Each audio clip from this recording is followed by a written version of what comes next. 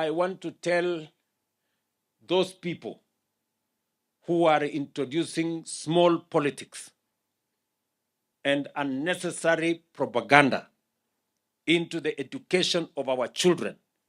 I am telling them to keep off our children. Watu ambao wako na siasa fitina ndogo ndogo, madalali wa siasa ya bure, wanataka kuingiza watoto wetu kwa mambo ya siasa ambayo haina maana.